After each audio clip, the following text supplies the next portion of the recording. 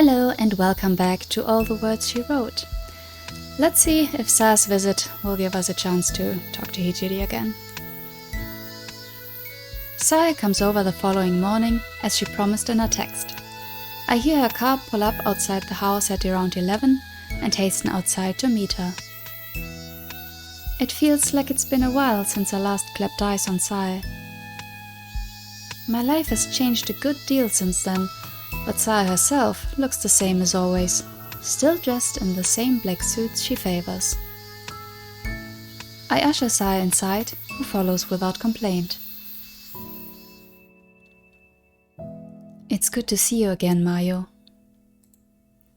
Sa addresses me while slipping off her shoes in the entrance hall. How have you been doing? Oh, well, you know, it could be worse. At least I'm still alive. You're doing as well as that, Now shoeless, Sa straightens her back and offers me a sympathetic smile.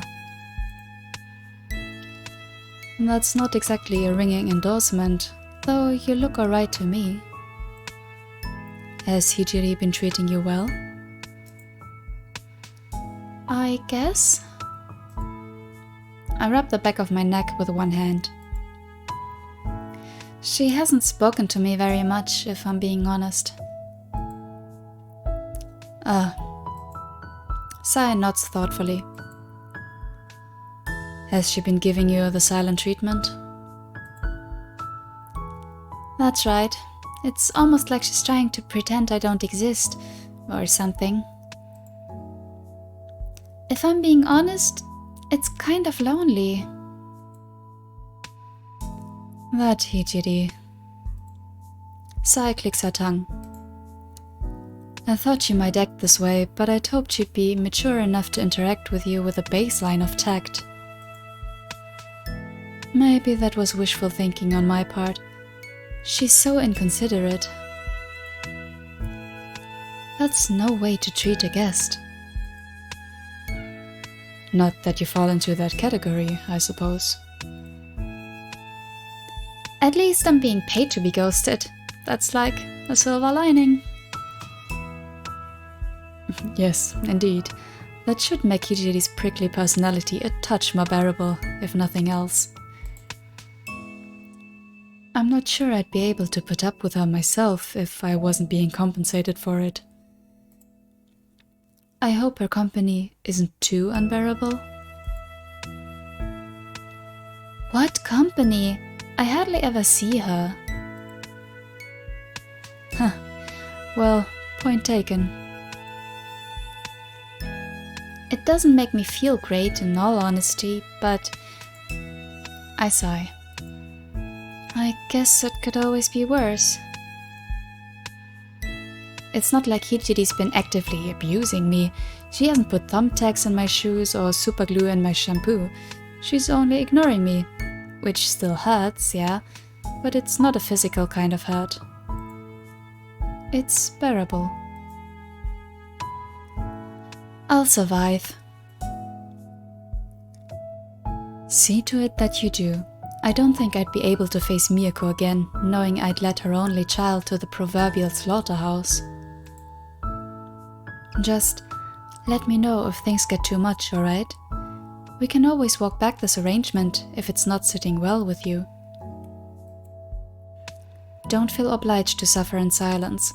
That would defeat the purpose of my offering you this job. I want to help you, Mayo. I know people spout platitudes like this all the time, but when it comes to Sa, I really do believe her. She's so earnest, not to mention mature, with her neat black hair and her neat black suit. I've known Sa since I was a little kid. She seemed very wise and benevolent back then, a bit like a goddess turned business guru. She used to buy me small treats, toys and candy whenever she stopped by, which only served to endear me further to her. She was my childhood hero. I'm older now, as a Sa, but my youthful reverence for her has yet to fade. When I'm with Sa, I really do feel like things will work out. Thanks, Sae. I appreciate it. There's no problem. Keep in touch, alright? If you still feel unwelcome by the coming month, I really might consider calling this off. No amount of money is worth sacrificing your mental well-being. And if I'm being honest, Sae's voice drops to a whisper. I doubt I could endure Hijiri's company for as long as you have. You're doing great. I don't feel like I'm doing all that great, but... I returned Sae's lipsticky smile with one of my own. Thanks. I'll keep at it. Do your best. I'm rooting for you. Sae squeezes my shoulder with one hand, then glances to the hallway. I suppose I can't keep delaying the inevitable. I need to talk to Hijiri about her manuscript, not that I much want to. Don't you like your meetings with Hijiri? I can't say that I do, no. I'd mind them less if she ever had any good news to share with me, but as it is... Sae sighs, then shakes her head for a second time. I feel like poor Miyoko must whenever she's obliged to contact the parents of her naughtiest students.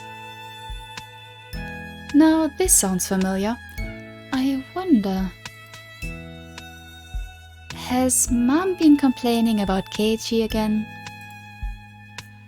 At great length, yes. And about his mother too. She sounds like a nasty piece of work herself, very self-important. She thinks herself far too perfect to have sired an unruly son. She takes all criticisms levied at him quite personally, or so your mother says. It isn't possible to reason with people like that, not if they refuse to listen to you. Hijiri is much the same. She's so hard-headed. I'm under no illusions that this meeting will be an awkward one for the both of us, but alas, these things have to be done. I only wish I wasn't the one who had to do them. Sae looks exhausted, and she hasn't even spoken to Hijiri yet. I have to wonder if her company is truly that demanding. Maybe it's a good thing that Hijiri's been ignoring me, more or less, since I moved into her house. It's sad, but it sounds less stressful than whatever it is Sae has to deal with. Is Hijiri ready for our meeting, Mayo? She was in the living room last I checked. I don't know if she's entirely ready, though. Don't tell me she's wearing another tracksuit. I nod. She looked half asleep too, from what I glimpsed. The bags under her eyes were almost violet. Well, that doesn't need to mean anything. Like, I have bags under my eyes, like always. That's how it often is with her, yes. At least she's awake for once. Is she not always awake when you stop by? I'd say it's about 50-50. Though, even when she is ostensibly awake, it's clear the lights aren't all on. You'd think she'd make more of an effort. I always take pains to tell her the precise time I will be arriving, and yet... Sae's voice trails off. She must know that it's pointless raising such complaints with me. I'm not Hijiri's PA, I'm just her housekeeper, because she smiles guiltily. Oh, listen to me rabbiting on. It isn't very professional. I'm sorry to keep you, Mayo. You can attend to the rest of your chores. I, meanwhile, need to have a few words with Hijiri.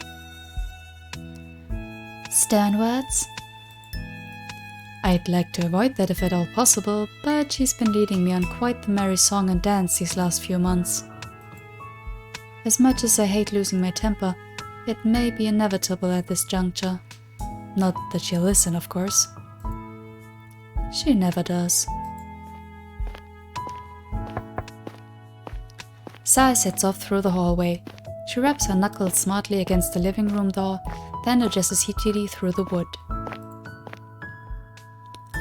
"Are you ready to begin our meeting, Hichiri?" I hear a shuffling from beyond the door, then a sullen reply. "Do I have a choice?" "No, you don't." "Then why ask?" "I thought I should at least be polite." Under her breath, I hear Saya murmur, "At least one of us should be."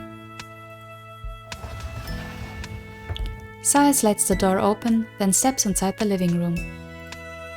She offers me another constrained, lipsticky smile, which speaks of great suffering, before sliding the door shut once more.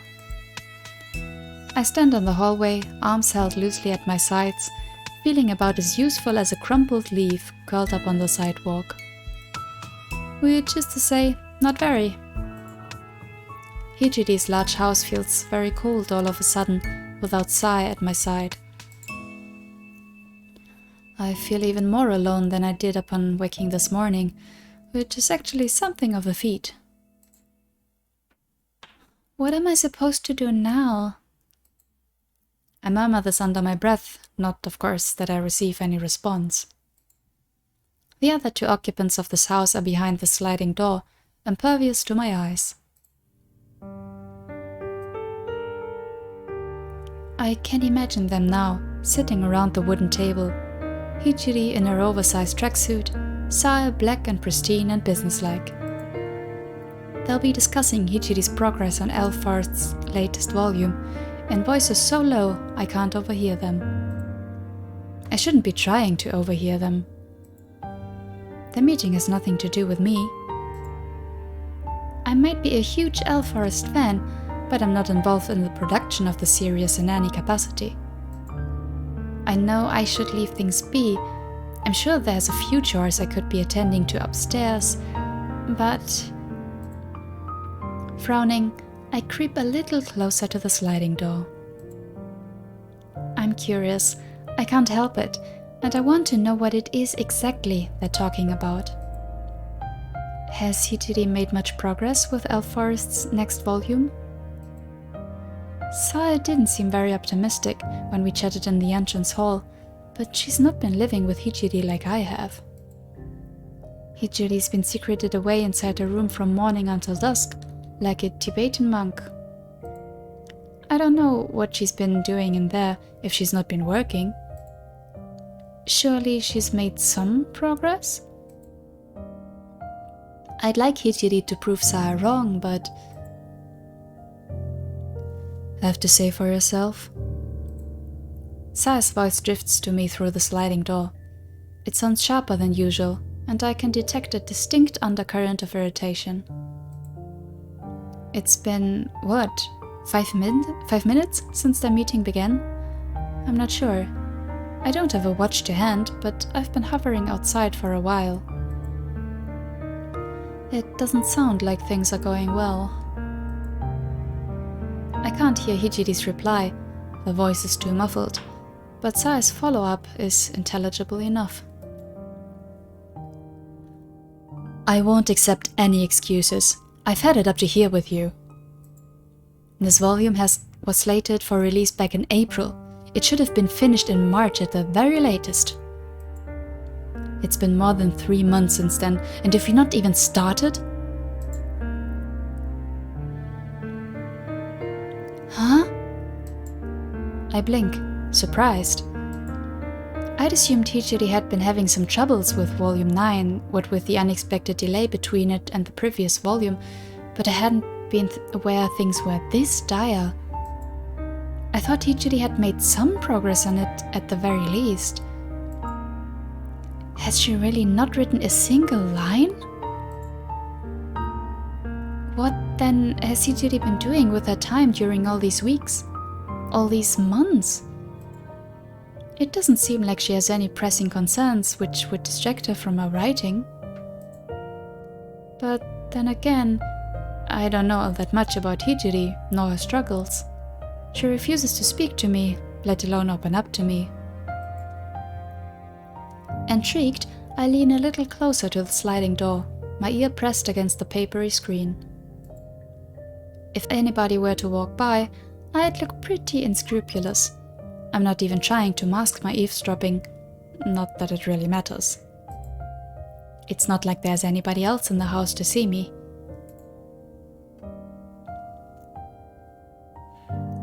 I think Hijiri must be replying to Sae, her voice hushed because everything goes quiet. I can't pick out what Hijiri is saying, beyond a few murmurs, but Sae's response, to my relief, is much more distinct. We can't keep pushing things back indefinitely. This isn't how this industry works. I've tried to be patient with you, but even I have my limits. If your carelessness only affected you, I wouldn't have to be so harsh, but Elf Forest is a popular series. Lots of people have a vested interest in its success, people far more influential than I. Your inactivity is causing an untold amount of problems. I know you always had trouble sticking to your deadlines, but this really is beyond the pale. I'm not in the room myself, but Sae's irritation is so palpable, I feel myself wincing. I'm glad I'm not in Hijiri's shoes. Not that she ever wears shoes indoors. Sae is giving her a real thrashing. You're not a child, Hijiri. You're an adult, and you ought to act like it. You can't keep shirking your responsibilities forever, in the hopes they'll go away. Real life doesn't work like that. I hear another vague murmur, courtesy of Hijiri. The seconds pass, each one unbearably slow, until Sae retorts. I understand that you've been struggling, but there comes a point where you can't afford to wait for inspiration. You need to start doing, regardless of what it is you want. All jobs are like that, Hijiri. Do you think I want to scold you like a disappointed parent? I don't derive any enjoyment from lecturing you. I'd far rather have a pleasant conversation about the weather, but that would be irresponsible. I am your agent. Keeping an eye on you is my job, and I'm committed to it, no matter how uncomfortable it might make me. You need to approach your writing in the same way, otherwise you'll never make any progress. There's a brief lull in Sae's impassioned speech, during which I presume Hijiri offers a few words of resistance. I can barely hear Hijiri, but I catch a faint, resentful murmur of, "Me, then, if you hate it." I hear a rustling of fabric, courtesy of Sae, perhaps, and a heavy sigh. Of course I won't drop you. I have faith in you. I'm sure you can turn this around. Elf Forest is a successful series, despite its recent spate of delays. You have a lot of fans. They didn't come by through sheer chance. I know you're a talented writer. You're simply in a rut, that's all. You need to try and clamber out of it, which shouldn't be beyond your means. I'm sure you can do it. You just need to put in the work. I know you're not the type to leave things unfinished. Don't let your own story defeat you. I think that would hurt you more than it would hurt me, or any of your fans. If you can't write for the sake of other people, I want you to at least write for yourself. Isn't that why you became an author to begin with? Know everything. Know anything. Hijiri's response is fragmentary, but Sae's answer gives me a pretty good idea of what it is exactly she said. No, you and I both know that isn't true. I flatter myself I know you rather well. I have been working with you for 4 years. Our professional relationship hasn't always been the best, largely due to your own stubbornness, but I do care for you. If I push you, It's because I believe in you. I want you to reach your full potential. If I can do that, it would make all these awkward talks of ours worthwhile. And all my ranting too. I can hear the smile in Saya's words with her next remark. Forgive me if I said anything untoward. None of my other writers rile me up quite like you do. You bring the worst out of me, but that might be a necessary evil if I'm to bring out the best of you in turn. I don't think there's much else for us to discuss right now, if you have nothing to show me. But please, remember this. I'm hard on you because I care. If I didn't have any faith in your abilities, I wouldn't harangue you as much as I do. Great honor. Hijiri replies dryly, to which Saya laughs. It is an honor indeed. I do not often lose my temper. You're one of the few people who can bring it out of me. Now, if you never need any help, I'm only an email away. If you ever need any help. Don't be a stranger. I hear a shifting behind the sliding door. Is Saya getting up already? No way. Her so-called business meeting with Hijiri, if it can be called that, lasted less than 15 minutes. I didn't think it'd end so soon. What if Hijiri sees me spying on her? I hurry away from the door, but I don't have enough time to hide. It slides back too soon to reveal a Saya who looks wearier than the one I first welcomed into the house. Saya's eyes meet mine. She blinks, then smiles. Why, hello there, Mayo. I didn't know you were out here. Neither did I. It's quite the curious coincidence. What have you been doing during our meeting, Mayo? Oh, geez. She knows I was eavesdropping. She totally knows. I can see it in her face. At this point, it doesn't matter what I say or do. I'm going to make myself look suspicious regardless. Mostly because I am. I'm really stinking suspicious, and there's nothing I can do to defend myself. Well... I run a hand through my hair distractedly, my face flushed. I was just sweeping up in the hallway, that's all. Really? Hijiri raises an eyebrow. Without a broom? That is quite the feat. No, I was using a brush. Of the invisible variety. But I just got back from stashing it away in the kitchen store cupboard. Really, I did. Really? Hijiri's lips purse. Would you be willing to swear that upon your mother's life? Do you want me to swear it upon her life? No. Hijiri replies most magnanimously after a painful pause. My displeasure lies with you, not your mother. I wouldn't want her to suffer unduly for your crimes. Still, you could be a bit less obvious about it. You're so easy to read, it's almost offensive.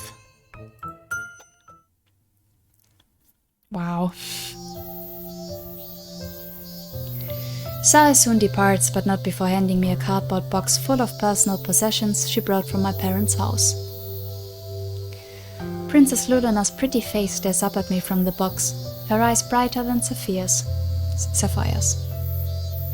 Looking at Princess Lulena always fills me with an indescribable sense of inner peace. Well, I say it's indescribable, but I'll try to give it a shot. Looking at Princess Lulena is, for me, a little like eating cool ice cream while submerged in a tub of hot water. There's something super relaxing about it. It always sets my heart at ease. That's why Luluna is my #1 waifu, no matter what naysayers on the internet think. I know there's a sizable chunk of people who think Astra is the best girl, and Luz has a fair few fans of her own, but they're all wrong, categorically speaking. Princess Luluna really is the best. I thank Sai effusively for her thoughtfulness, then haul my box of goodies up to my room. Most of it is Elfforest related, so I made sure to bring over my wall scrolls, my figures, all my books, and even my Luluna mug. She brought a few more practical pieces too, like my old desk lamp and my trash can, but it's the Elfforest stuff that really makes me smile. I kind of feel like I've been reunited with an old lover. That's how much I adore Princess Luluna.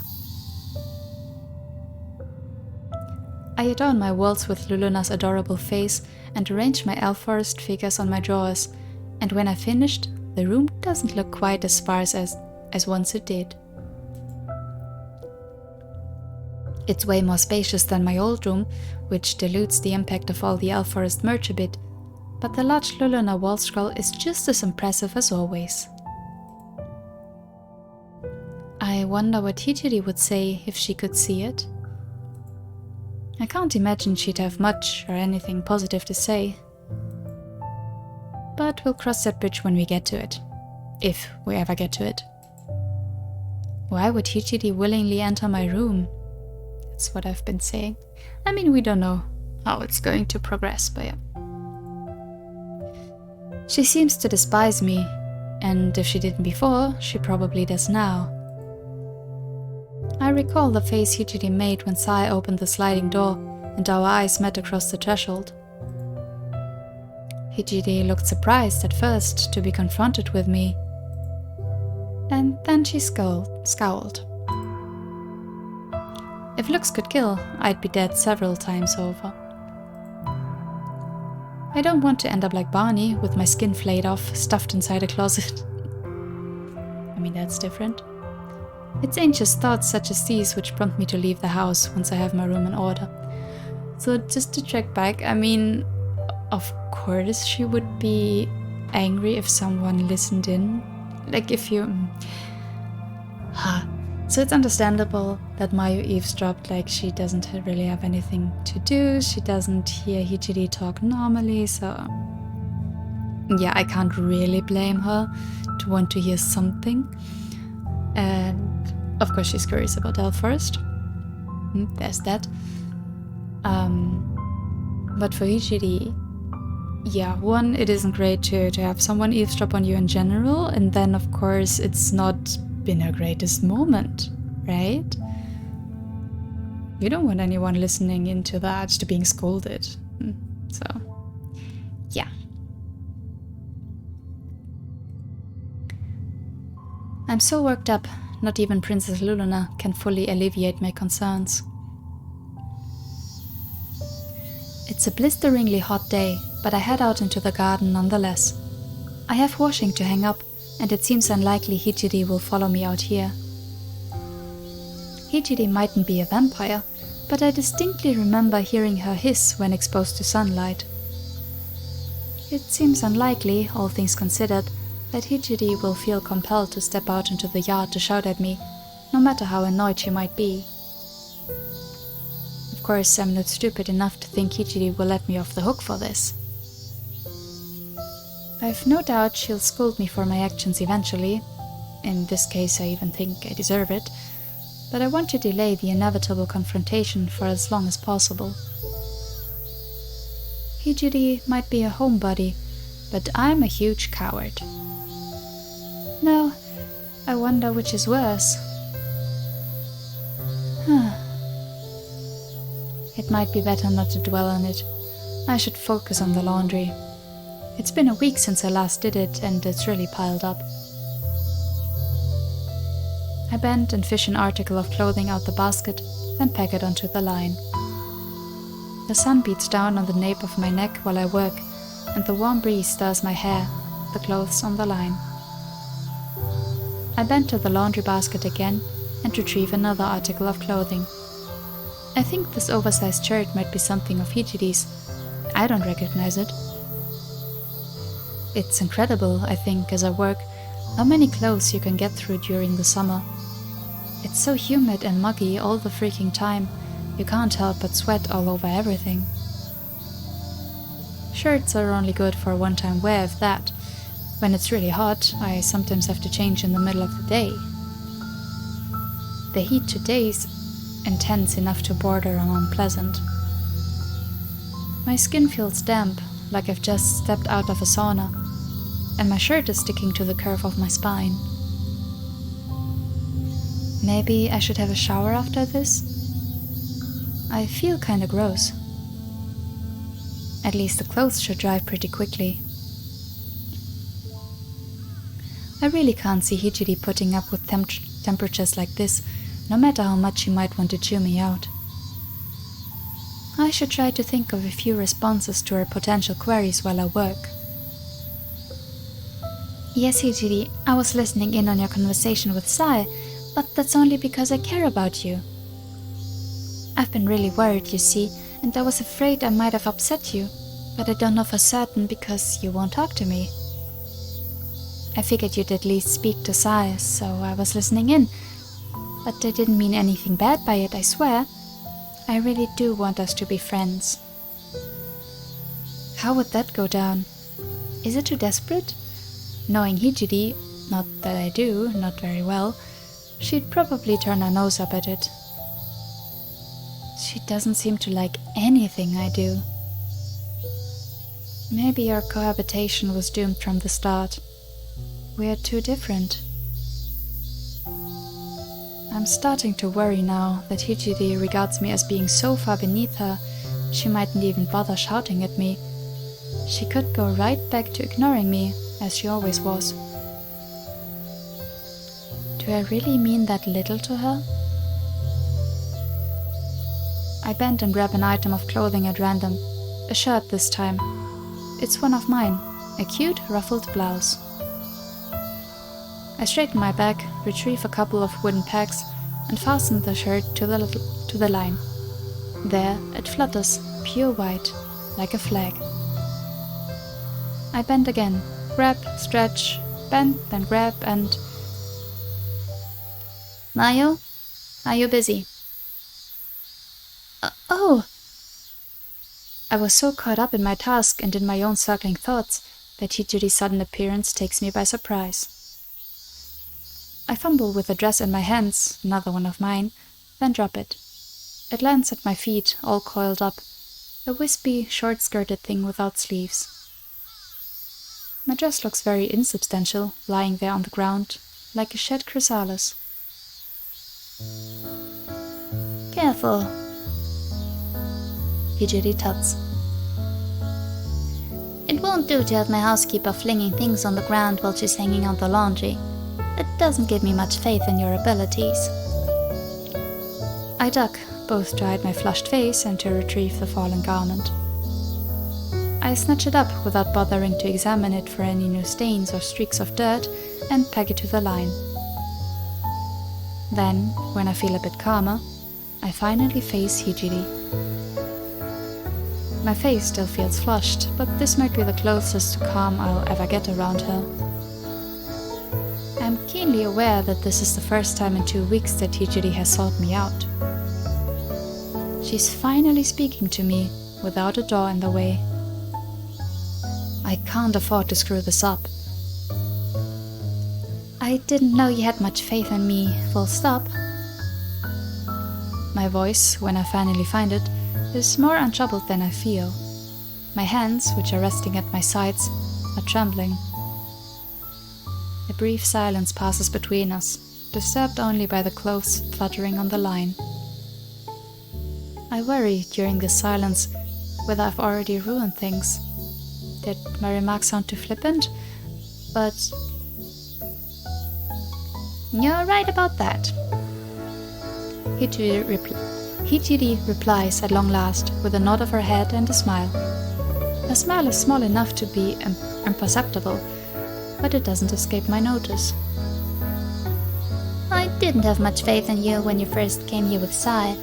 I still don't, in fact, but... Hitidi glances over my shoulder at the washing all strung up on the line. Skirts and shirts and dresses flutter behind me, all whites and pale pinks and soft minty greens. The majority of the clothes hung up are mine. I don't really go in for dark colors. I much prefer pastels. Hijiri, meanwhile, doesn't go in for fashion at all. She wears the tracksuit of hers so often, I have to wonder whether it's surgically grafted to her body. She swaps out the shirt she wears underneath it, but the jacket and the pants are always the same. She's been wearing it for a fortnight as it is, like an anime character. I'm surprised the tracksuit isn't covered in stains or spots from spilled food. Hijiri must be more careful than she looks, though surely that thing must smell by now? Maybe she has several of them. It's so hot, she must have sweated all over it. But then again, maybe not. Hijiri's one cool customer. Maybe she doesn't sweat. Her body temperature might be closer to a lizard's than a human's. That'd be kind of freaky, but it wouldn't surprise me. Not at this point.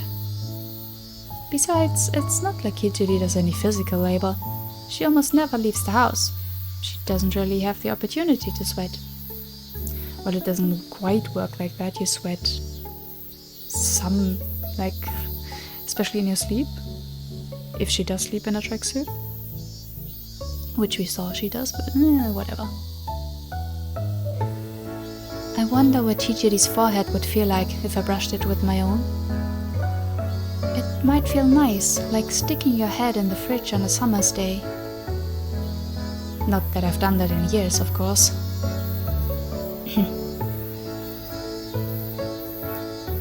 You're not doing an awful job at being my housekeeper, I suppose. You've been keeping on top of the chores, as far as I can tell, and you've been making me 3 meals a day. Your food isn't always to my liking, but I guess it's better than instant noodles. Wow, that's high praise, isn't it? I know I've not been very forthcoming, but... Hijiri scuffs the ground with the tip of her sneaker. I should probably thank you. Not that I need to. It's not like you're doing this out of the goodness of your heart. You're being paid to look after me. I get that, but it's still nice, I think, in a way. I guess what I'm trying to say is, you're not as annoying as I thought you'd be. Hijiri. I stare at my pin-sized employer, hardly daring to believe the words spilling from her lips. I was positive when she called out to me that she'd come to castigate me, but no, instead she's actually thanking me. This is also unexpected, it beggars belief. Is this some sort of dream? I'm tempted to pinch myself, but I resent this self-destructive urge. The relentless heat on the nape of my neck and the burning of a familiar blush upon my cheeks makes it clear that the scene is no hallucination. It's way too detailed. I'm prone to getting lost in my own daydreams, but my imagination isn't this good. I'm glad to hear you say that, but what brought this on? I'm not sure, really. It just occurred to me, I suppose, while I was talking to Sai. She was getting frustrated, as you no doubt heard. So Hijiri does know I was eavesdropping. Well, of course she does. I wasn't being subtle about it. Which doesn't happen as often as you'd think. I've had problems with deadlines in the past, but Sai's usually understanding about it. She nags me, but she never shouts. She's too mature to lose her cool. That's what I thought, at least, but... Hijiri's long eyelashes fall shut. She sighs. There have been a lot of problems with the 9th volume of Elforest. I was supposed to finish it months ago, but I can't find the inspiration. I keep pushing the deadline further and further back, which has started to create problems. Saya tried to be considerate in the beginning, but the situation must be weighing on her. I know she's under a lot of pressure herself. Saya is essentially my manager, and when I fail to meet my deadlines, it reflects badly on her too. That's probably why she snapped at me. I don't think she wanted to lose her temper. She just reached a point where she couldn't hold it in anymore. I must have brought it out of her. Saya might have apologized in the aftermath, but it was an empty gesture. I know she meant everything she said, and what's more, I know that I deserved it. I'm stubborn and selfish, and I cause no end of problems. I really do bring out the worst in people, even nice people like Sai. She's doing her best for my sake, but I... Yuri looks at her feet, her eyes half-lidded. Her oversized tracksuit seems to dwarf her, all crumpled around the arms and legs, like she's just been spun through a particularly intense cycle on the washing machine. She looks so dejected, so completely unlike the Hijiri I thought I knew. I want to hug her. I don't like seeing her so upset. I'm kind of a loser. I don't treat people nicely. Is it any wonder they get sick of me? Sai hasn't thrown in the towel just yet, but if this keeps up, she might. I know I've not been treating her fairly. Hijiri lifts her head. Her eyes meet mine, a rich dark brown.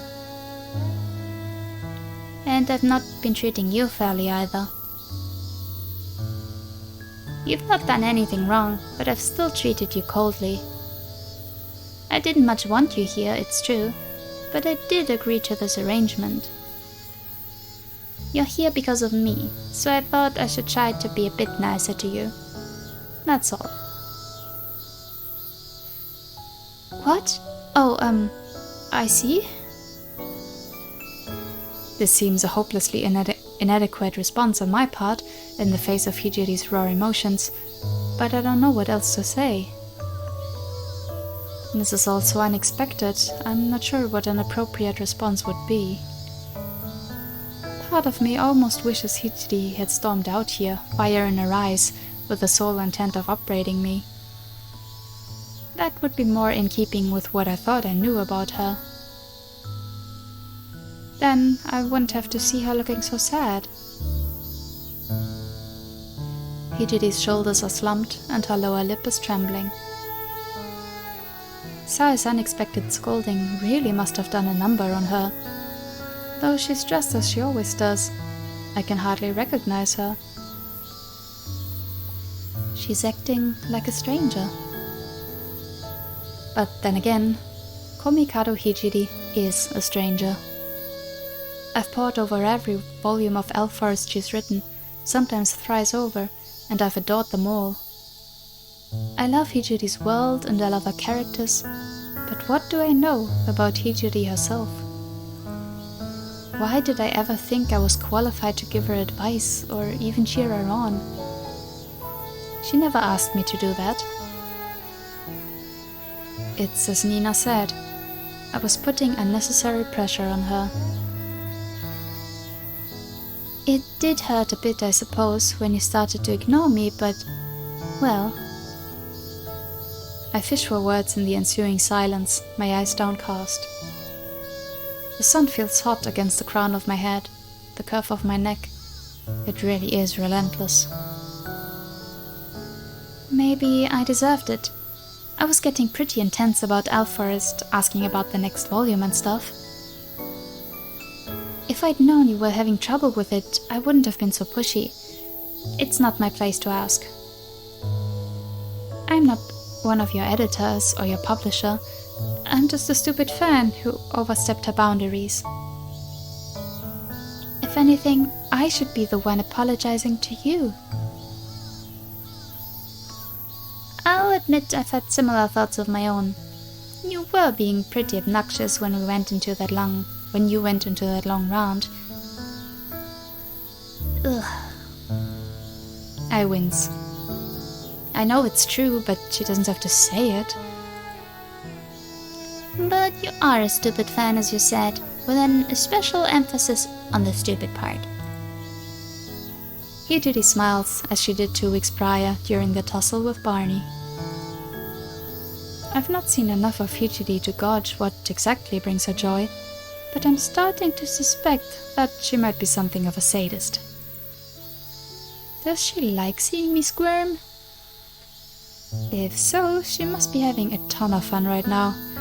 My face is even more flushed than the flesh of a freshly cooked shrimp. I know you didn't mean to upset me back then. I don't believe you even considered my feelings on the matter.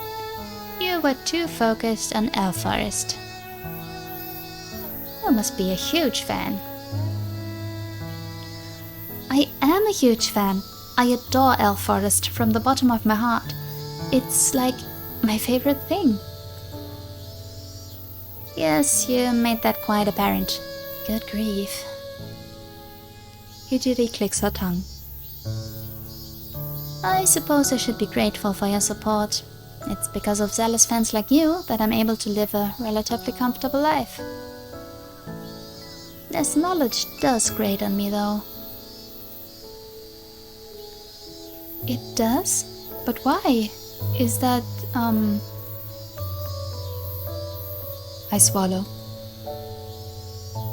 This might be a rude thing to ask, but Hijiri and I have laid so much bare after 2 weeks of silence, our raw emotions spread out like sliced sashimi on a platter. It'd feel unnatural to stop now. I might love Tsuchimi Rui's writing, but I want to learn about the person behind all of that. I want to learn about Komikado Hijiri. How does she feel about all of this, and why? If I let the matter go now, I'm afraid I might never be able to understand her. Is that because of your writer's block? Does it make you uncomfortable knowing I want to read the next volume? It does, yes. Hijiri frowns.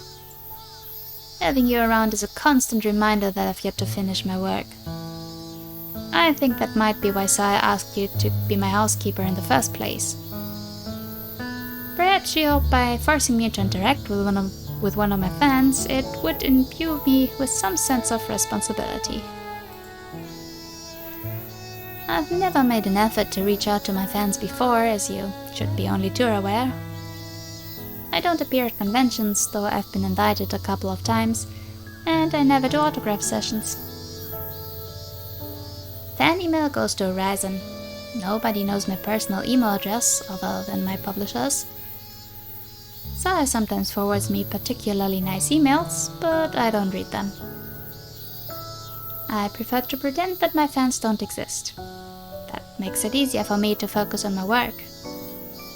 If I was too aware of my own popularity, the weight of everybody's expectations would become unbearable. I can't forget that I have fans with you around, though. Though, sometimes I wish I could. Sometimes I wish Elf Forest didn't have any fans at all. It would be hard on me, financially speaking, but it might make me feel better. Then I'd finally be free. I don't get it.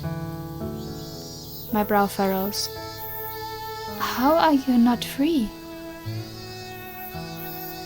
How can I be free when people are always asking me for the next volume of Elf Forest? You're not the only one I have to answer to. I need to think about my superiors and about Sai and all my other fans. I like to think they don't exist, but I can't ignore them outright. Not when I receive my royalty checks. I don't read my emails, but I know what they're all thinking. I put one volume out and hours later, people will start asking for the next one. They're insatiable. It doesn't matter how hard I work, nothing I do is ever enough. It's exhausting. Hijiri's brown eyes bore into mine. It feels almost like she's filleting me.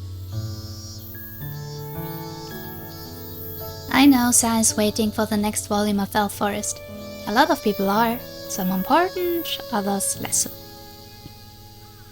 I need to put it out by the time the TV anime starts airing at least, to boost sales across the board. I'm too tired to care about any of that though. I feel exhausted and there's no end in sight. At this point, I'm afraid I'll be stuck writing Elf Forest until I die. I could try to write something new, and I have, but that's not what anybody wants. Tsuchimi-rui is synonymous with Elf Forest. Nobody cares about this other less popular short stories, and absolutely nobody cares about Komikado Hijiri. Hijiri grits her teeth together. She's been doing a good job of maintaining her composure, but now I can see fissures beginning to form in her once expressionless veneer. She's shivering, and it can't be because of the weather. The sun in the sky is merciless. I'm sick of Tsuchimi-rui, and I'm sick of Elf Forest, and I'm sick to death of my fans. I'm sick of absolutely everything. Sometimes I wish it would all go away. Oof. Okay, that was a lot. That was a lot. And what she said about Sai purposefully choosing Mayo to do the job of the housekeeper, to have her reminded, like to put pressure on her. I don't know if that's true, but if it is, that's kind of mean. Like, especially if Sai does know Hijiri as much as she claims to do.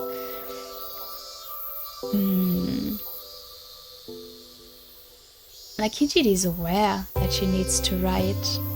She already has that pressure indirectly, I'm sure. So, I mean, Sai knows this, right? It would really be cruel to do this on purpose.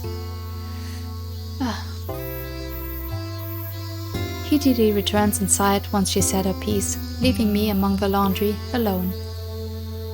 I stare at the house, arms hanging by my side. I'm unsure of what to do with myself, and I'm unsure of how I feel. Hijiri wasn't shouting when she spoke to me, far from it. Her voice was calm and her expression was almost placid, like the surface of an undisturbed lake. She didn't look angry as she did 2 weeks prior outside Kinokuniya. Instead, she looked utterly drained, defeated even. I had no idea Hijiri felt that way about Elf Forest. I thought that she might have been having difficulties with its 9th volume, but I'd never imagined that she outright present her own series and the fans who support it. How could she, when Elf Forest is so incredible? I can understand Nina turning her nose up at Elf Forest, not that I agree with her opinions on the matter, which are bad and wrong, because she's never read it. Nina doesn't know the first thing about Elf Forest. Hijiri is different though. She's Elf Forest's creator. She should be more aware of its strengths than anybody else. Well, especially as the creator, she would also know its weaknesses. Yeah, and as you said, she didn't mean for it to go on for this long anyway. And there's always a difference if you're doing something because you want to, or if everyone is expecting you to. That doesn't seem to be the case, however. In fact, it's quite the opposite. Hijiri's confession was so shocking, I had no idea how to reply. I tried to think of something to say, but nothing came to mind. Nothing sounded appropriate. I'm not a writer like Hijiri. I'm pretty clumsy with my words. I always seem to say the wrong thing. Maybe it's for the best I said nothing? That's what I try to tell myself, but I don't know if I believe that. I crouch down by the basket of laundry and pick up an article of clothing at random. Rising, I peg it to the line with trembling fingers. The warm breeze stirs my hair, the hem of my skirt. All the while, I think of Hijiri.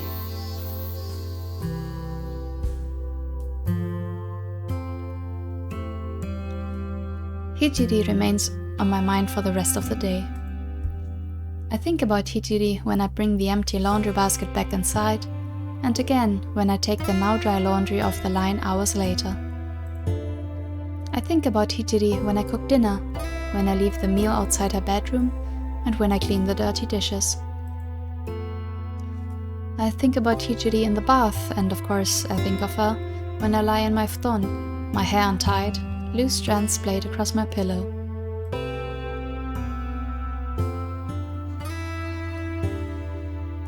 I look up at the ceiling, my eyes unfocused.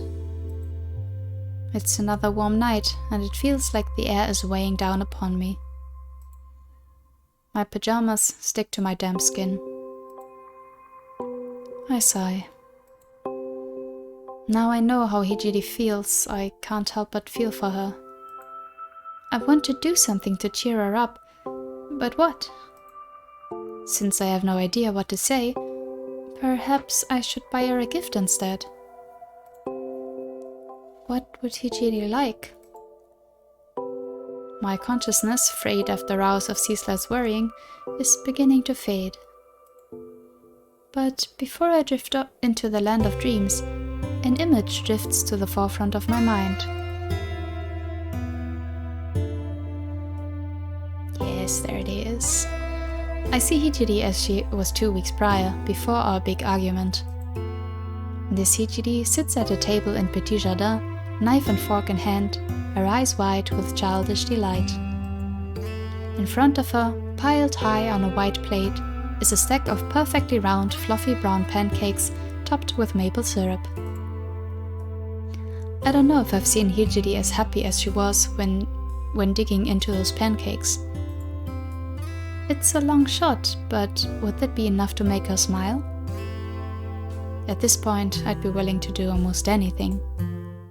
Yeah, I'm sure she'll love that, come on.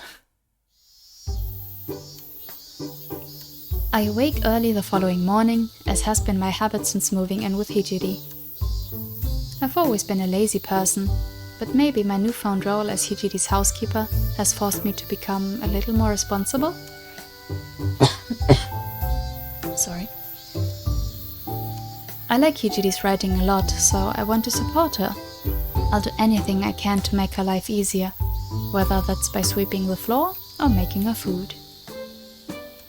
Working for somebody you like, rather than some faceless corporation that doesn't give a crap about you, it's pretty motivating, though it'd be a lie if I said Hijiri's been the best boss. And then again, I mightn't have been the best employee. I upset Hijiri, though inadvertently, and she upset me, but I want to think we can put that behind us. Today is a brand new day, and with it should come a brand new start. I fold my futon and tuck it into the closet, taking care not to disturb Barney as I do so. I've gotten used to him, just like I've gotten used to my new room, and the cicadas, and the general quietude. Barney's continued presence in my closet is kind of reassuring in a way, though he's still pretty creepy, with his bulbous eyes and his exposed, not-so-internal organs. I slide the closet door shut, then pick out an outfit from my chest of drawers. I take my clothes to the bathroom, and there I go through my daily routine. I have a quick shower to rinse off the sweat accumulated overnight, brush my teeth, and get dressed. By the point, it's around 7:30. On a normal day, I'd head downstairs to make a start on breakfast, but I decide to hold off.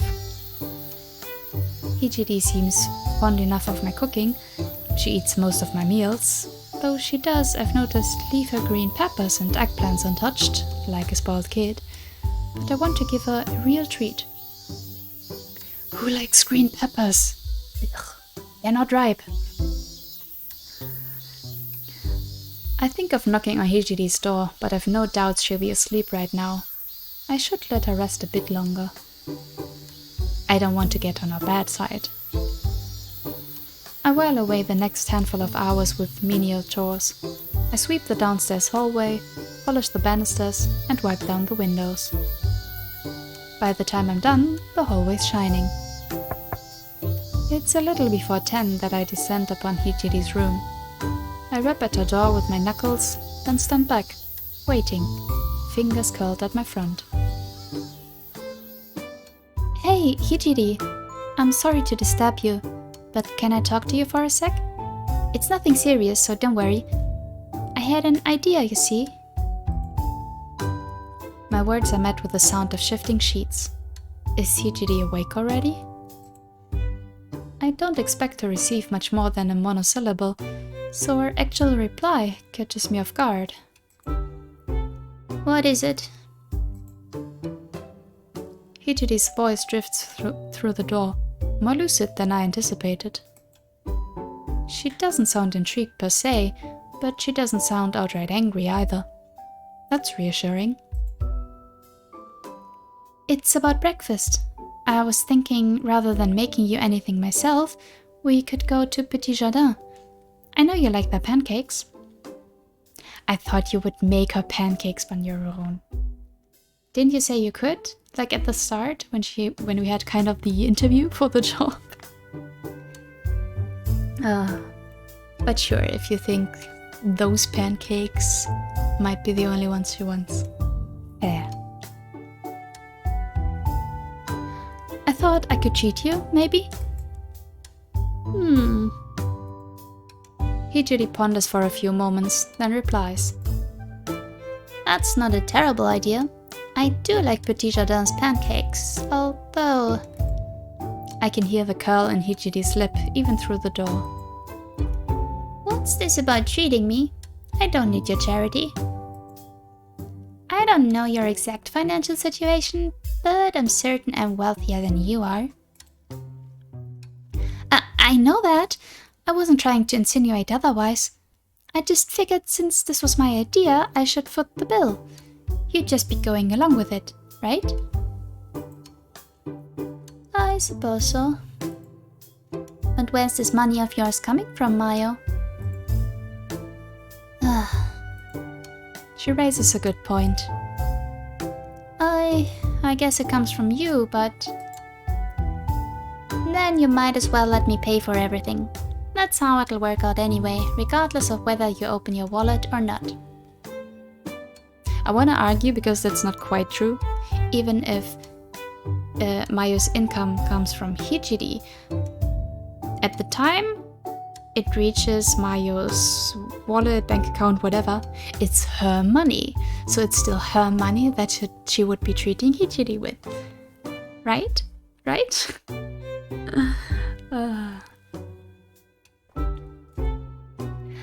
I know that, but it's the, I struggle for words, my face turning pink.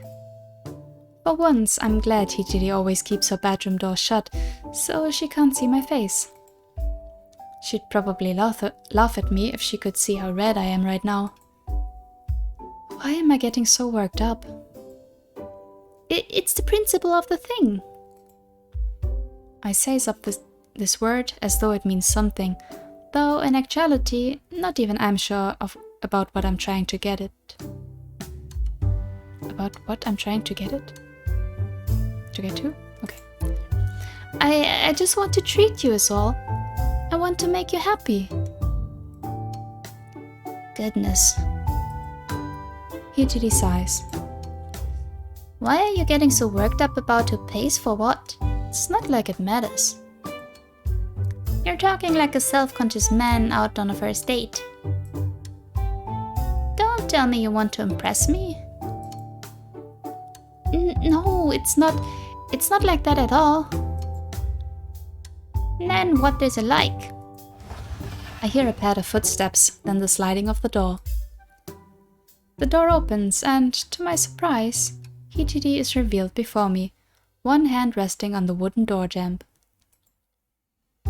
Hijiri's thick curly brown hair is tied back into 2 buns, as usual, and her brown eyes, which peer into mine, have a challenging glint to them. I blink, taken aback, quite literally. I just... What is it? Hijiri inclines her head to one side. Cat got your tongue? No, it's just... I'm a bit surprised is all. I didn't think you'd actually open your door. Well, of course I did. How else do you propose I'd get to Petit Jardin? What? I blink furiously, my eyelashes fluttering. Does it mean you're considering it? Will you actually come with me? If you're offering, then yes, I will. You sound so intense about this, though goodness knows why. I'd feel almost too guilty to turn you down. I'll even let you pay for my pancakes if you really, really want to. Here, Hijiri's lips quirk upwards into a thin smile. Though you and I both know that's for show. Right, of course. I feel so flustered by this unexpected development, the smile I offer Hijiri in return comes out all crooked. Why is my heart pounding so hard? Do you want to go then? Sure, I'm ready whenever you are. Really? I look Hijiri up and down. She's wearing her usual oversized tracksuit, which is so long in the leg it has to be rolled up a few times around her ankles. Don't you want to get dressed first? I am dressed. I'm wearing clothes, aren't I? I know that, but surely you have more to wear than that. And? Hijiri raises an eyebrow. Are you saying this isn't good enough? Oh, no, I'm not saying that, not at all. If you like it, it's fine. I just thought, I don't know, you've been wearing that for the last 2 weeks. Maybe you'd feel better if you put something else on? You know, as a change of pace? I think I know what I like wearing, thank you. You don't have to fuss. I'm 4 years older than you are, remember? Right, of course. I bow my head apologetically. I'm sorry for stepping out of line. You'd better be.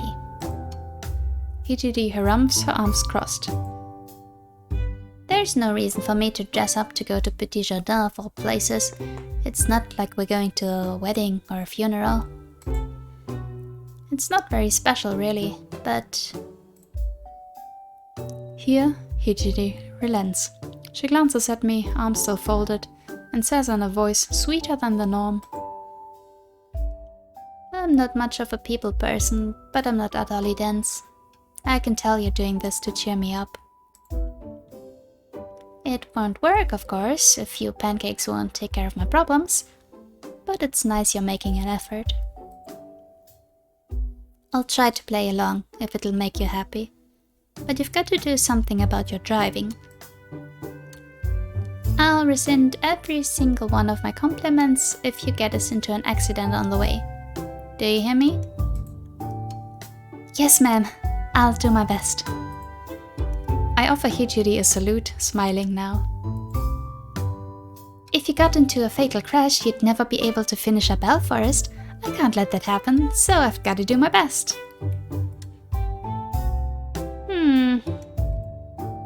Hijiri presses her lips together. All of a sudden, the prospect of getting involved in an accident doesn't seem too unappealing. Now, there'll be less of that. Let's look on the bright side. Now, let's go. Petit Jardin waits, and so do their delicious pancakes. I'll do my best not to get us into a perilous accident, so don't worry. You can trust me. Probably. That's reassuring. I think I should make one thing apparent, lest you get any funny ideas. I am not a simpleton. Huh? I survey Hijiri, perplexed, from across the other side of the table. There must be some context behind that sudden statement I'm missing, but I can't think what that might be. The pair of us are sitting at Petit Jardin at one of the window tables. A smiling waitress already took our orders, so now we're waiting on our food. Hijiri ordered pancakes, as is to be expected, while I went with oyakodon. Nice oyakodon. All the best food. Hijiri hasn't said much, or anything at all really, since instructing the waitress, her voice cool and crisp, that she wanted a stack of pancakes covered in extra syrup with a cream soda to drink. That's why Hijiri's sudden statement catches me so off guard. It's the sort of remark that might be thrown out in an argument, but as far as I'm aware, no arguing has taken place. Not unless Hijiri's been bad-mouthing me inside her head. It's all very peculiar. What are you talking about? Isn't it obvious? Hijiri harums, her slender arms folded across her chest. Her oversized tracksuit wrinkles at her elbows, seeming to dwarf her. I am not a simpleton. I never said you were. You can't be. You wrote Elf Forest. That's your argument to everything. I'm well aware of that, thank you. But please don't shout about such things. Somebody might hear you. Hijiri glances surreptitiously about Petit Jardin. Fortunately for her, it's not all that crowded.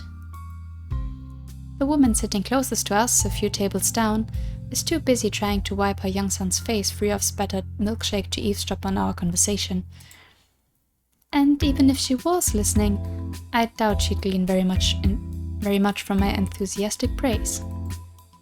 She doesn't look like the sort of person with a frumpy cardigan under black, neatly parted hair who would read Elf Forest. Now don't assume just by people's looks. Come on, you don't know that. Then again, I might be wrong. I often am. For years, I thought Tsuchimi was a guy. Sorry about that, Hijiri. I laugh while running a hand through my hair. But I really don't think you're simple. You're very smart. I can't be that smart, not when I'm stuck writing a series full of cliches. Hijiri counters suddenly, much to my surprise. I like Hijiri and all, but sometimes I have to wonder what her problem is. I thought she said she wasn't simple, and now she's saying she is? Is she just trying to be contrary? I swear, I don't get her. So, are you saying that you are simple? No, I'm not simple. But you just said you weren't smart. Not being smart and being simple are two different things. There are degrees. Uh-huh. I nod, but in actuality I don't understand what he's talking about. Does that make me the simple one? I guess it's not like I've made any pretensions otherwise. My grades back in school were abysmal across the board, at least insofar as academic matters were concerned. So, what's the problem? The problem, Mayo, is that you seem to think I'm so feeble-minded, my whole mood will turn around with a few pancakes. I'm not that easy to please. Don't expect miracles. I'm not a little kid. I'll concede it was nice of you to bring me to Petit Jardin, but don't think you can butter me up by... Alright, here we are.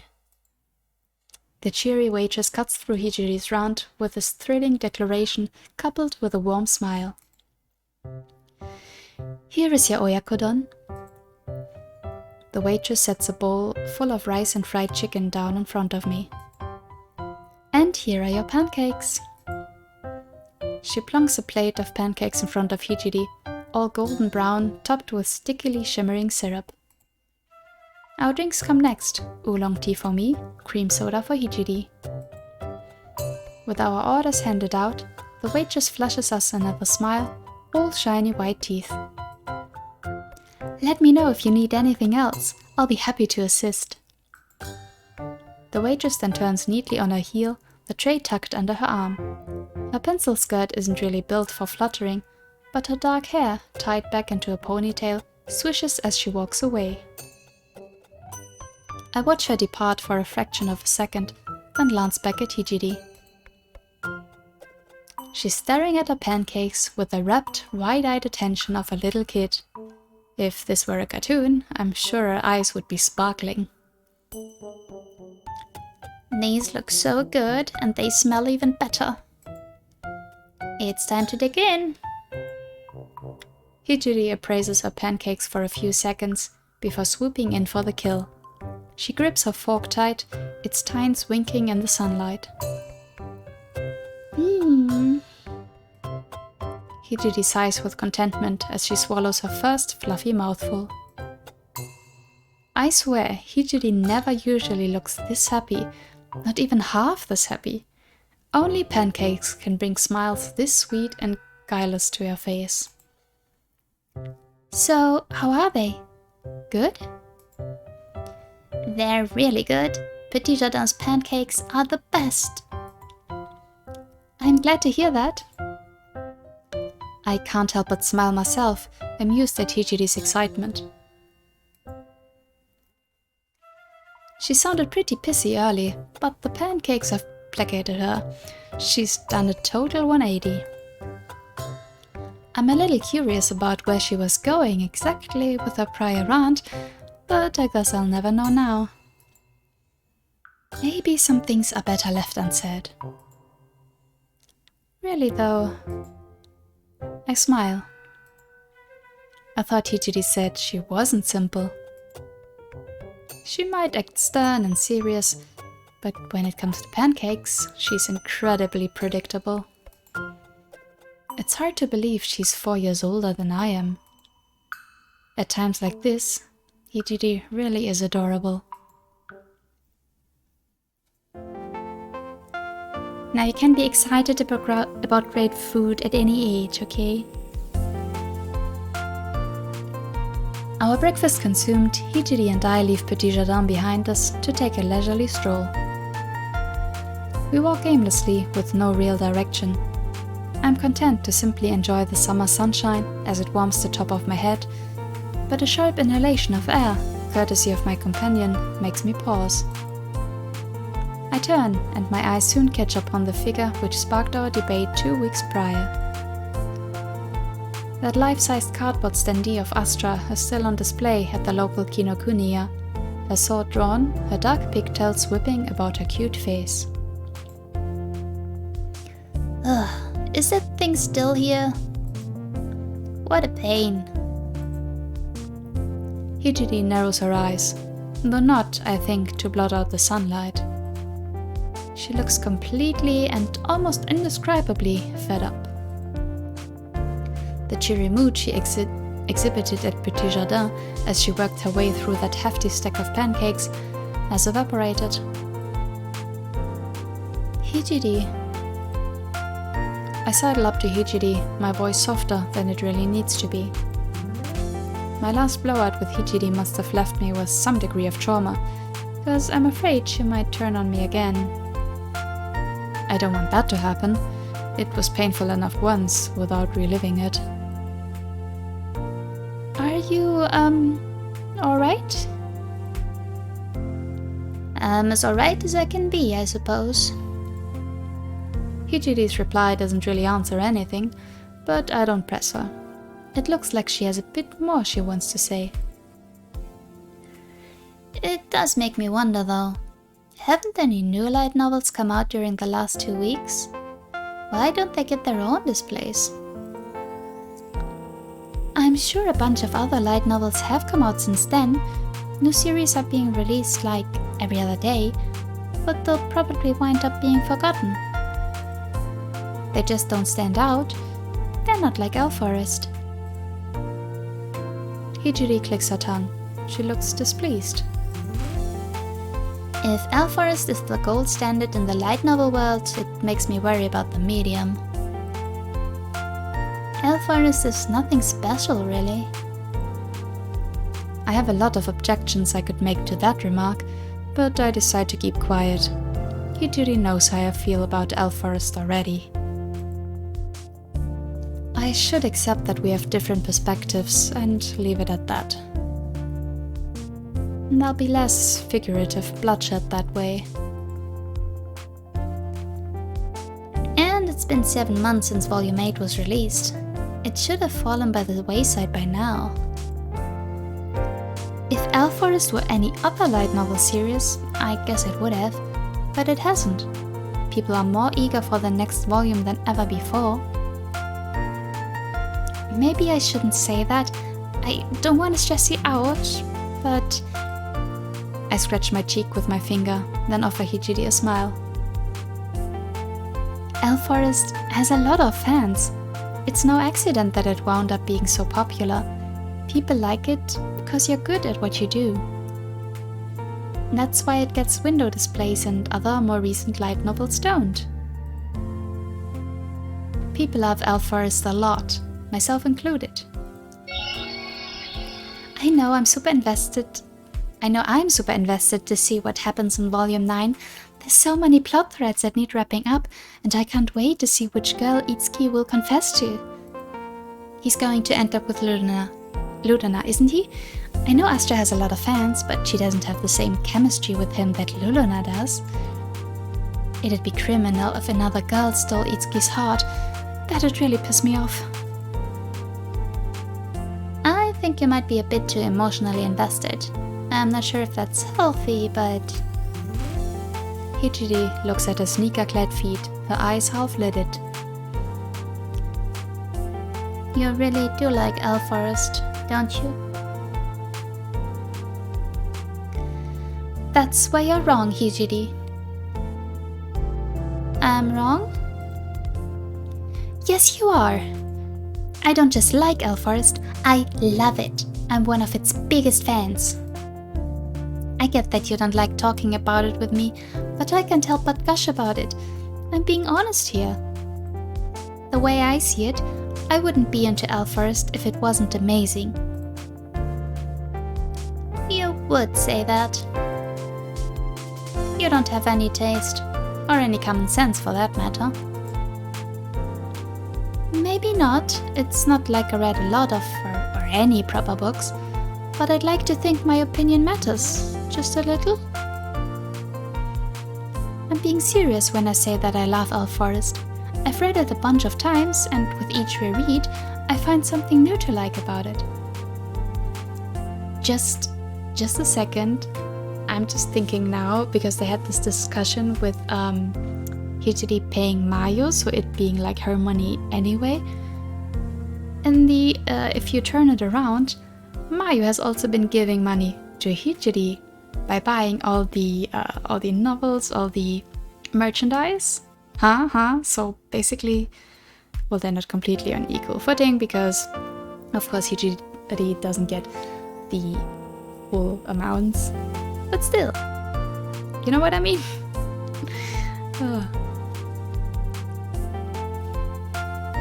The characters feel so real, it's like they could step out of the pages. The dialogue is so fun and lively, and the world they live in is so detailed, it makes the real world seem dull and plain by comparison. I always forget about my worries when I'm reading Forest. I love your characters, and I love the world they live in. I draw in a breath, my red hand pressed against my chest. I can hear my heart thumping beneath my splayed fingers. It's beating so hard, I swear I can feel it too. And And I love you too, Hijiri. Huh? Hijiri takes a step back, abashed. With wide eyes, she stares at me, her face an adorable shade of cherry red. How can you say that, you dummy? You hardly know me. I know, but I can't help it. You wrote my favoritist series of all time. How could I not love you? I've admired you for a really long time, before I knew your real name or your real gender. I've always wanted to meet you, so I could tell you these things. This might sound creepy. Geez, you think? But I don't mean anything bad by it. I just want you to know, no matter what you think about Elfforest, I adore it. So do lots of other people. I know you're under a lot of pressure, and I don't want to make that worse. Really, I don't. I just want to cheer you on. Do you think you could find it in you to write Elfforest's 9th volume? Please, Hijiri. I'm asking as a fan, both of your work and of you as a person. You might be having a hard time writing lately, but I have faith in you. Elfforest never would have gotten as popular as it is if you weren't talented. You've come a really long way, so please. Won't you keep on going? If not for my sake, then for yours?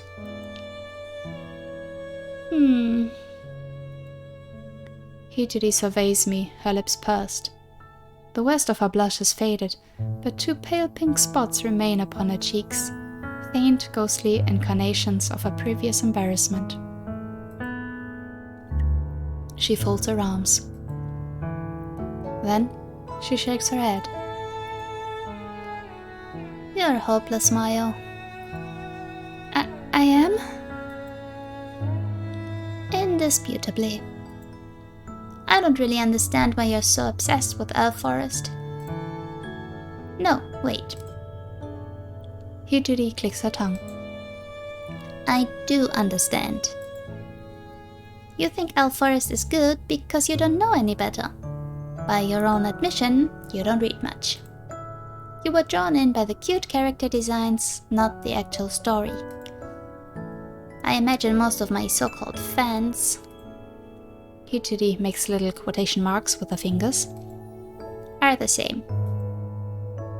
Their opinions aren't worth all that much, but their money is. That's what my publishers are interested in.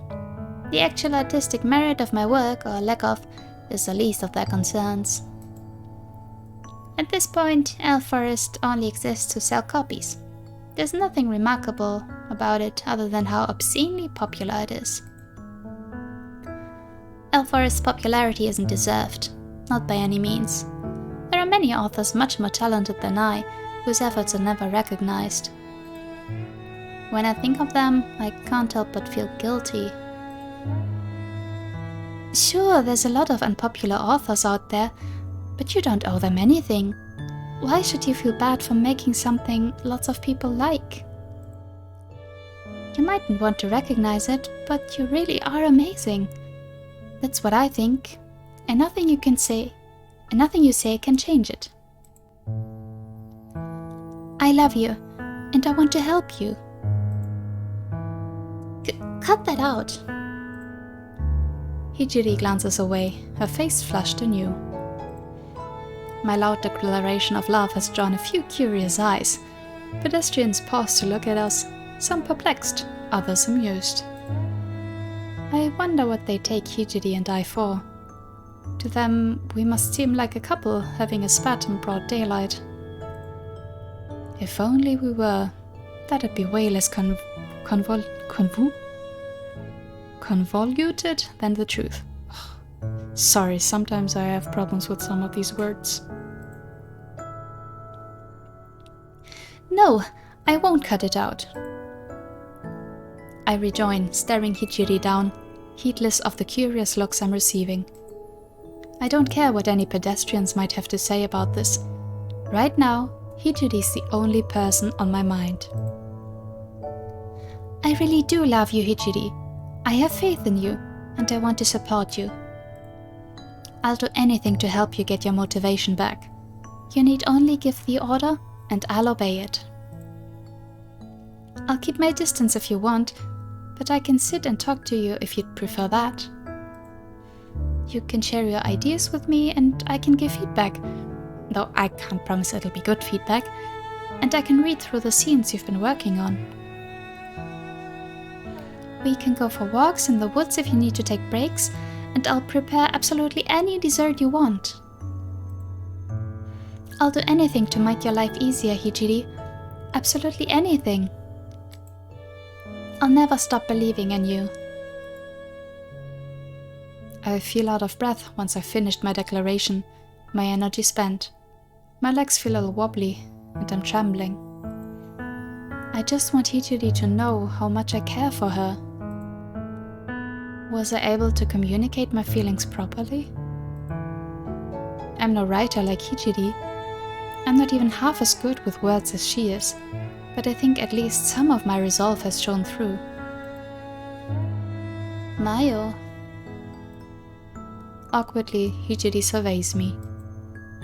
She blinks. Then, abashed, she looks at her feet, her eyes half-lidded. You say all that now, but what if I let you down? There's no guarantee I'll be able to write anything, despite your support. Wouldn't that make you turn against me? It'd be disappointing, I guess, but I'd never hate you, Hijiri. I love you. You keep saying that. Hijiri harumphs. I wish you wouldn't. You give everybody the wrong impression. Oh, who cares what they think? I care. I don't like being stared at like an animal in a zoo. Then I'm very sorry, but Hijiri, please, believe me. I take a step towards Hijiri, my face full of determination. I'd rest a hand upon her shoulder if I thought it'd help, but it seems more likely that it'd have the exact opposite effect. I know Hijiri isn't big on physical contact, and I don't want to startle her. I keep my hands to myself instead, and stand a few feet apart, my voice dropping to a whisper. I don't want anybody overhearing us. I know there's a chance you might never write Volume 9 of Elf Forest, and, well, that would be disappointing. I still wouldn't hate you. I'd be happy instead that you left so much of Elf Forest behind that I can love. I'd be happier, of course, if you could write even more of it, but I know inspiration can be kind of fickle. There's no guarantees that I'll be able to help. I'm just doing all I can, I guess. I'm sure it's the same for you. I know you'll work as much as you're able to on Elf Forest's next volume. If you can write it, that'd be great, but if you can't, I won't push you. That's Sai's job, not mine. I just want to make you happy. And I think finishing this volume will make you happy. It should take a weight off your shoulders at least. Am I right? Hijiri scowls. You're so presumptuous. What gives you the right to talk to me like that? You might have read my stories, but that doesn't mean you can read me. You don't know me. We're still strangers, but... Hijiri relents. She sighs. Then she says after a pause, I can tell how sincere you're being. Your love for Elf Forest is evident, given how passionately you're speaking about it. I think you love it even more than I do, in fact. I can't begin to understand your fascination with Elf Forest. No, your obsession. But if you're prepared to go this far for my sake, then... Hijiri swallows. I suppose it would be uncouth of me. Uncouth if I didn't attempt to answer your passion. I cannot promise I'll be able to write anything that lives up to your lofty expectations, but I'll make an attempt. I do have one condition, though. Oh? I blink. What is it? If I'm to produce my best work, I need a continual amount of sugar. Without it, my brain will begin to rot. I won't be able to write a single word. At least not any words worth reading. That being said... Hijiri clears her throat and points a finger in my direction. You have to make me pancakes every single day, and they have to be as delicious as the ones from Petit Jardin. If they miss the mark, I won't eat them. I'll make you redo them over and over until you get them just right. I'm nothing if not exacting when it comes to sweets. Am I making myself clear? Yes, ma'am, of course. I take hold of my skirt, then drop Hijiri a curtsy, like maids do in Western-style period dramas. My skirt isn't long enough to pull the look off, but I hope I've communicated my feelings well enough. All the while, I can't stop myself from grinning. I'm happy, elated almost, that I was finally able to get through to Hijiri. From this day forth, the pair of us are going to work hard. Hijiri is going to resume her writing, and I'm going to devote myself to her service. I'll drown her in a sea of fluffy golden brown pancakes if that's what she wants. I'd do anything, absolutely anything, to help her write again. Wow. Okay. It does sound like Hijiri, isn't as simple. If she won't eat the pancakes if they're not perfect, like come on, pancakes are pancakes. Oh man. Okay, I think that's enough for today. My voice is kind of getting wrecked a bit here. But yeah, we dumped a lot of emotions today. We got talking at least. So things should start to improve from here on out. Yeah, let's see if Maya will succeed in making delicious pancakes. Until next time, bye bye!